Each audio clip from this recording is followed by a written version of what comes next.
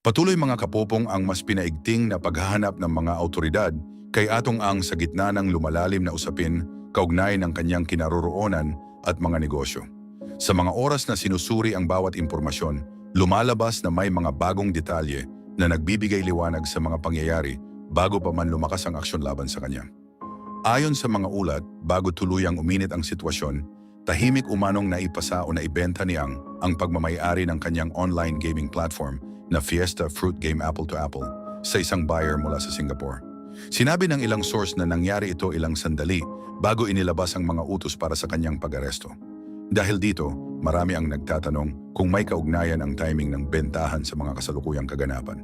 Well mga kapupong, patuloy ang koordinasyon ng iba't ibang ahensya ng gobyerno upang matukoy ang eksaktong lokasyon ni Angan, kinumpirma ng National Bureau of Investigation na masusi nilang biniberipika ang bawat lead na kanilang natatanggap.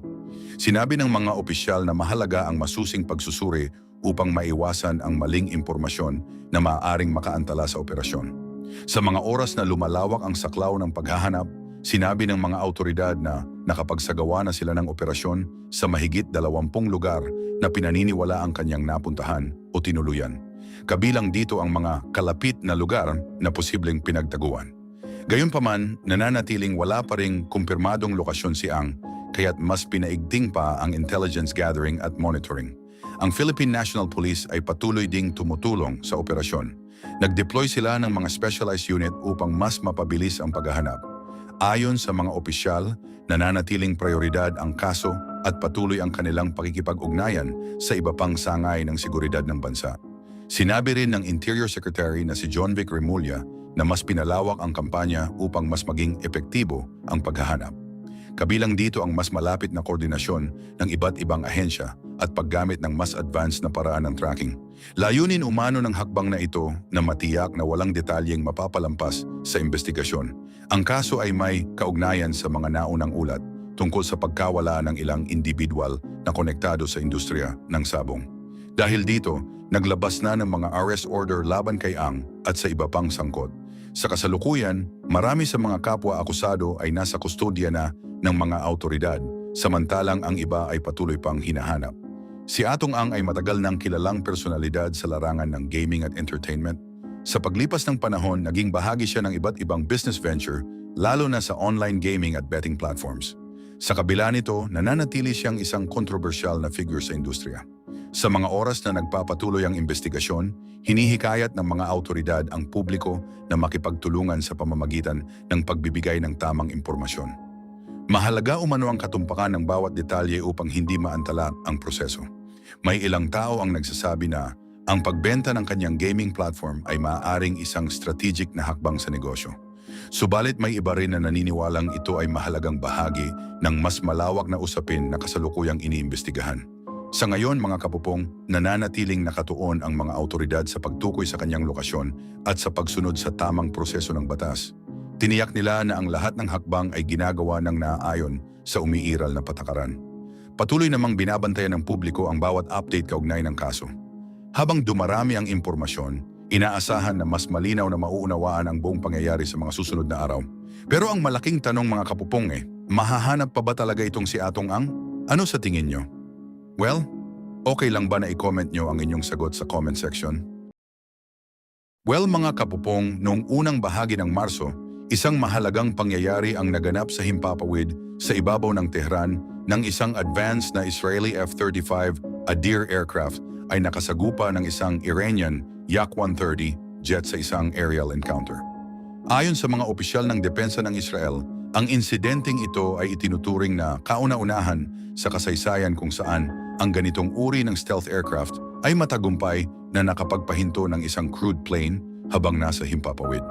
Ang pangyayari ay naganap sa gitna ng mas malawak na panahon ng tumataas na aktibidad militar sa rehiyon. Sinabi ng mga awtoridad ng Israel na ang operasyon ay bahagi ng isang mas malawak na kampanya na nakatuon sa mga estratehikong lokasyon. Ang aerial interception ay isinagawa ng mabilis at mula sa mas malayong distansya, sa halip na isang malapitan na maniobra. Ang Yak-130, na kilala bilang isang training at light combat aircraft ng Iran, ay naiulat na lumilipad sa ibabaw ng kabisera nang ito ay nasagupa. Binibigyang diin ng mga opisyal ang makasaysayang katangian ng pangyayaring ito at sinabi na mahigit 4 na dekada na ang lumipas mula nang huling magkaroon ng Israel ng katulad na sitwasyon sa himpapawid na may kinalaman sa isang piloted aircraft. Ipinunto rin ng mga leader ng militar ang mahalagang papel ng makabagong teknolohiya at koordinasyon sa naging resulta, lalo na ang stealth capabilities at long-range systems ng F-35. Agad itong nakakuha ng atensyon sa buong mundo, kung saan sinabi ng mga analyst na ito ay maaaring maging turning point sa modernong aerial operations. Ang F-35 na kilala bilang isa sa pinaka-advanced na fighter aircraft na ginagamit sa kasalukuyan ay dati nang nagamit sa iba't ibang misyon, ngunit ito ang unang kumpirmadong pagkakataon na nakasagupa ito ng isa pang crew jet sa ganitong paraan. Sa mga oras na nagpapatuloy ang sitwasyon, lumabas ang iba't ibang ulat na nagpapakita ng pagtaas ng tensyon sa rehiyon. Lumawak ang mga aktibidad militar at naiulat ang iba't ibang operasyon sa mga kalapit na lugar. Maraming international observers ang nagpahayag ng pag-aalala sa bilis ng mga pangyayari at sa posibilidad ng karagdagang pag-init ng sitwasyon. Sa mga sumunod na araw, napunta rin ang atensyon sa isa pang insidente na may kinalaman sa kaparehong uri ng aircraft. Isang United States F-35 ang naiulat na nagsagawa ng emergency landing matapos ang isang misyon sa Iran. Kinumpirma ng mga opisyal na ligtas ang pilot at isang investigasyon ang isinagawa upang malaman ang sanhi ng pangyayari. Ipinapakita ng mga kaganapang ito ang masalimuot at patuloy na nagbabagong kalagayan ng aerial operations sa rehiyon. Sa isang banda, ipinakita ng Israeli interception ang kakayahan ng modernong stealth technology, habang sa kabilang banda, ang insidente na kinasangkutan ng American aircraft ay nagbigay diin sa mga hamon na kinahaharap kahit ng pinaka-advanced na sistema. Ayon sa mga observer, ang mga pangyayaring ito ay bahagi ng mas malawak na pattern ng mabilis na pagbabago na kinasasangkutan ng iba't ibang bansa at makabagong kagamitan. Ang paggamit ng cutting-edge aircraft kasama ang long-range systems at maayos na koordinasyon ng mga misyon ay patuloy na humuhubog sa paraan ng mga ganitong sagupaan. Sa kabila ng tindi ng mga kaganapan, patuloy na minomonitor ng iba't ibang panig ang sitwasyon at nananawagan ang mga international organization ng pag-iingat. Sinabi ng mga analyst na ang mga susunod na linggo ay magiging mahalaga upang matukoy kung ang tensyon ay hihina o lalo pang tataas. Anyway, mga kapupong, ang makasaysayang aerial interception sa ibabaw ng Tehran ay nananatiling isang mahalagang sandali na nagpapakita ng parehong pag-unlad sa teknolohiya ng aviation at ang mas malawak na hamon na kinahaharap ng rehiyon. Well, mga kapupong, patuloy na sinusubaybayan ng buong mundo ang mga kaganapan sa Middle East, lalo na sa paligid ng Strait of Hormuz, isang makitid ngunit napakahalagang daanan ng mga barko kung saan dumadaan ang malaking bahagi ng oil supply ng mundo.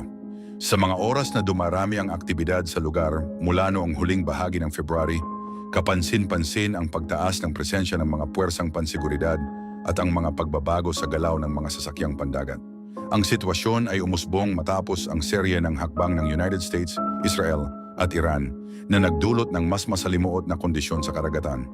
Bilang tugon sa mga naunang aksyon, sinabi ng Iran na maaari nitong higpitan ang galaw ng mga barkong dumadaan sa nasabing lugar na nagdulot ng pangamba sa mga kumpanya ng shipping at sa pandaigdigang merkado. Ayon sa mga ulat at pagsusuri, gumagamit ang Iran ng fast-moving boats, aerial systems at iba pang kagamitan sa tubig upang bantayan at kontrolin ang daloy ng trapiko sa karagatan.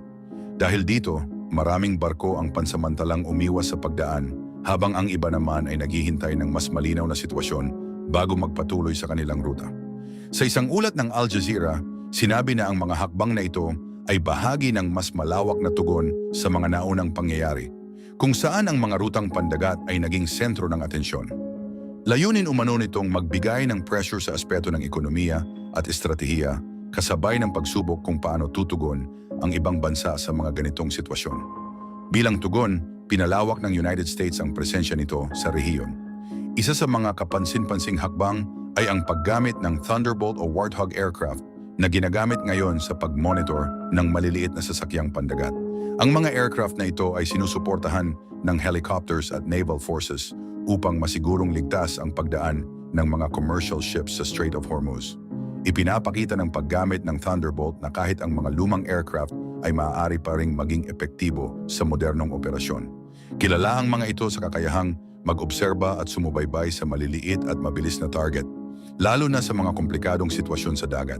Kasabay nito, may mga ulat ng ilang insidente kung saan ang mga commercial vessels ay nakaranas ng pinsala o napilitang huminto sa kanilang biyahe.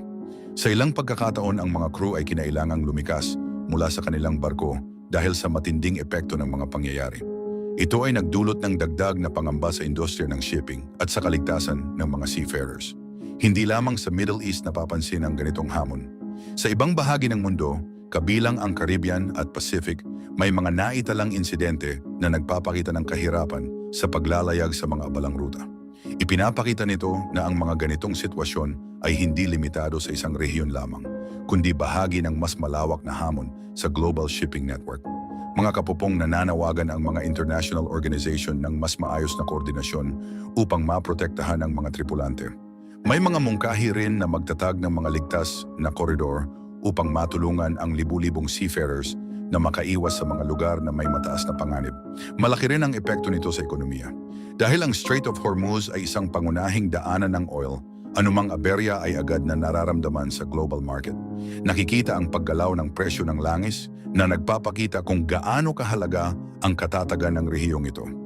Anyway, mga kapopong, nananatiling pabago-bago ang sitwasyon. Sa mga oras na patuloy ang pagdami ng puwersa at kagamitan sa lugar, mas nagiging komplikado ang kalagayan. Ang Strait of Hormuz ay nananatiling sentro ng tensyon kung saan ang bawat hakbang ay may kaakibat na epekto sa buong mundo.